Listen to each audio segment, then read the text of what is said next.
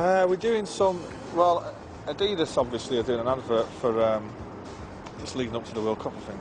And the advert last time was like an house party kind of thing. I'm sure you've all seen it. And this was like a street party. This is an outdoor one, isn't it? Last one was an indoor. We're doing a bit of wrestling with Darth Vader later.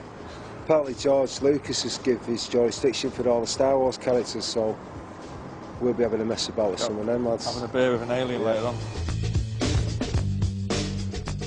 We've both been repping Adidas for years, haven't we? There's photographs of us from 20 years ago wearing Adi.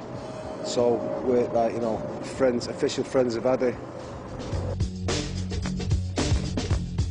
Adidas wanted to, as well as getting sports people involved, they wanted to get British music makers, well, worldwide music makers, so out of Britain we're the best, that's why we're here, that's why they asked us. I think the Arctic Monkeys, what they do is quite original. I've not kind of heard, I hadn't heard that before that came along. But as for out and out originality, I don't know, I'm not sure whether that. I'm sure there's avant-garde music going on somewhere in the world, but... Dom Jolly's pretty original, isn't he, Dom Jolly? Yeah, he's mental, isn't he? Trigger Happy, he's like one-off, isn't he, original. The word itself means it's something that's, that, you know, that nobody has done before and is unique to you. But I don't know, you know, anything that you create as a musician, I guess, is unique to you because it comes from your brain, particularly if you're not musically trained like me and Ian. Because no one taught me how to play the guitar. I mean, we never had music teachers in Manchester or anything like that, you know, so it must be unique. What I do is unique to me, and I speak for Ian and say it's unique to him. There's nobody that sounds like Ian, you know.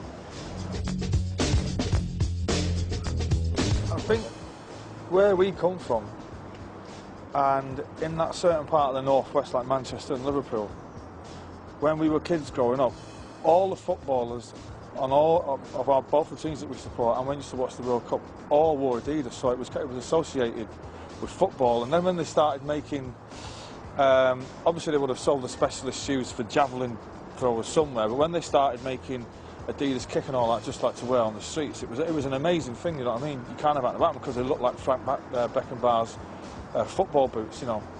And I think that's only unique to Manchester and Liverpool. Yeah, I didn't really get it when I come to London. You know, it's all Reeboks when I come down here.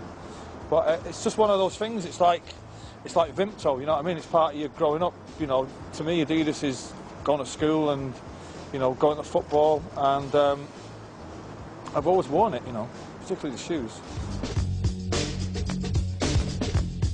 Well, we couldn't afford them when we were kids. You know, in the days you wanted the Adidas shirts, the T-shirts.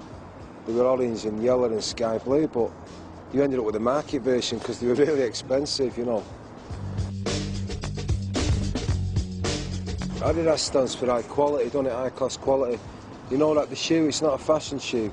Each shoe that they make is to enhance an athlete's performance, whether it be basketball, as a runner, cyclist, taekwondo, whatever that might be. And the shoe specifically designed to improve their performances, and that was the remit set by Adidas in the back just after the war, and they still adhere to that now.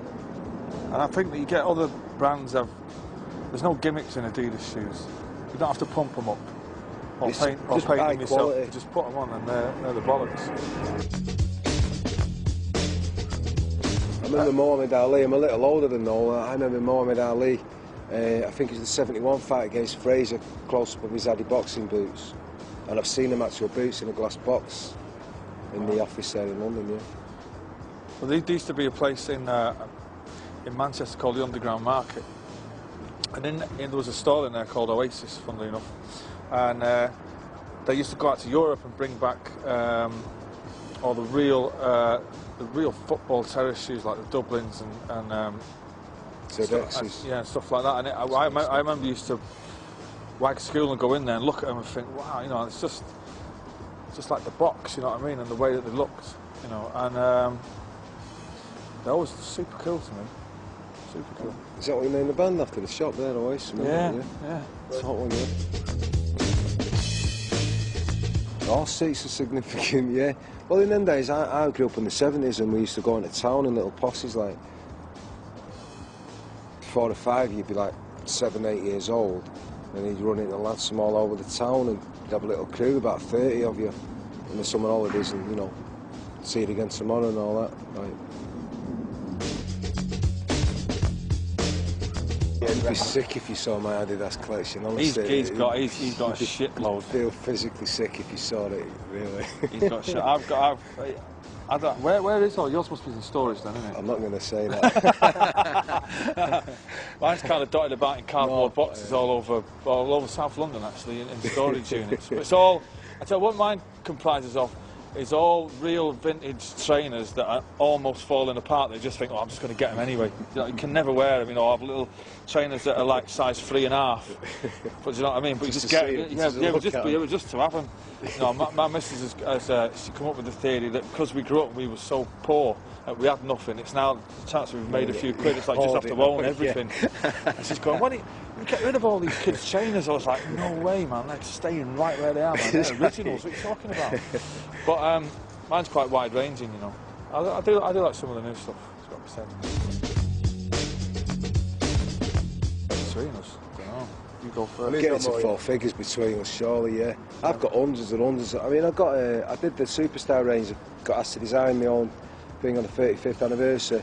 I've got 100 pairs of them. So there's hundreds to start with. You name it, the ZX, you name the 4, the 5, the 6, the 7, the 8. I've got every colour. You know, all the leathers. Oh, fine collection. Honestly, if you've seen it, you'd be physically sick. You'd think I was the greediest man in the world. But it's all been given me out of pure kindness and love. No, it doesn't bother me. Fashion is not. It depends what you're talking about. If you're talking about what goes on in London Fashion Week, then that's not my bag at all. But everybody likes to look good. But I wouldn't say. Well, we've got our own style in Manchester anyway, which is created like not like second-hand clothes, but cheap clothes from like Army and Navy stores is where that Manchester look comes from, you know. And I guess now that we've all gone on to better things, you know, and made a few quid, still kind of look the same, I think, you know what I mean? It's like you can afford proper Levi's now instead of, you know, Levi's that were not seconds, but the dodgy ones that come off the end of the line, you know.